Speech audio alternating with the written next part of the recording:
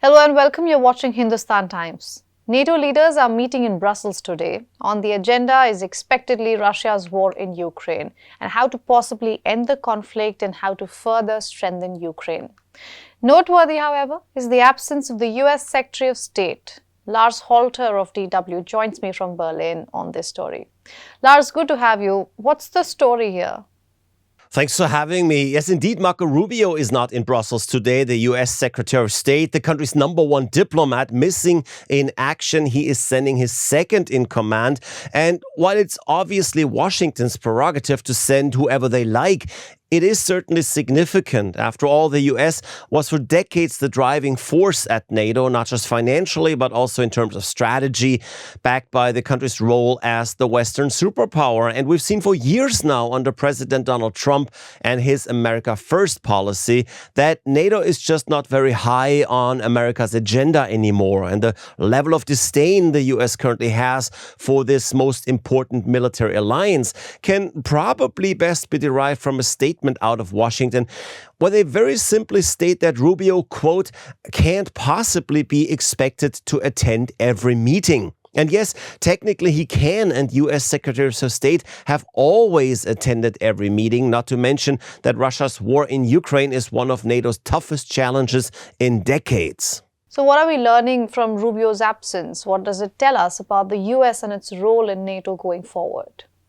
Well, if we follow the statement on Rubio's absence a bit more, it continues to explain that Rubio, and again I quote, has had dozens of meetings with NATO partners.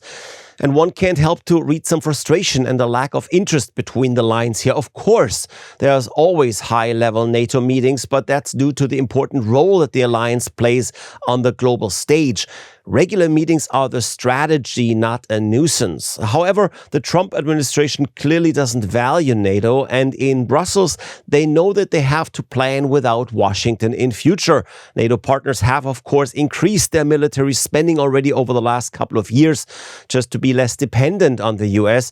But there's also another aspect. If we're going back 2 weeks to when Trump's so-called peace plan for Ukraine came out, this 28-point plan on how to end the conflict, 2 points concerned NATO directly. 1, that NATO could not admit any new members, and 2, that any long-term negotiations between Russia and NATO should be discussed under US leadership. That very much sounds like Washington does no longer see itself as a member and integral part of NATO, but much more as a neutral force outside the alliance. And as for NATO reactions, Secretary General Marco Rubio says he is in constant contact with the US and with Rubio and that he understands his busy schedule. So, of course, he's trying a bit to de-escalate here. Also, Lars, what will this all mean for Ukraine now and for the prospect of ending this war?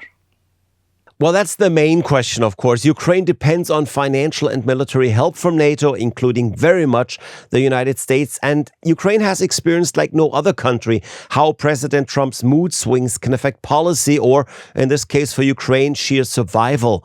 A U.S. delegation has actually met with Vladimir Putin last night in Moscow, and not much is known about what came out of this meeting. But we do know that in latest developments, Trump seems to align himself much more with Russia again than with Ukraine, as of late, promoting that peace plan that I mentioned that looked to many observers like a document straight from the Kremlin. NATO member countries seem to be trying to fix a few things and strengthen Ukraine's position now to counter the initial plan, which was unacceptable to Kyiv, but also to some Western partners, as the original document seemed to outright reward and thus encourage one country's aggression.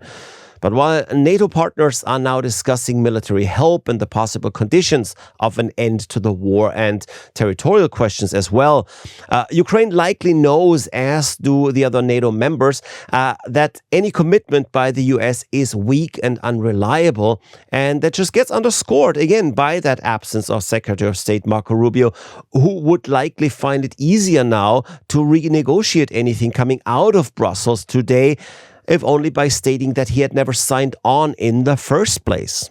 All right, Lars, thank you so much for all those updates from Berlin. Good to have you.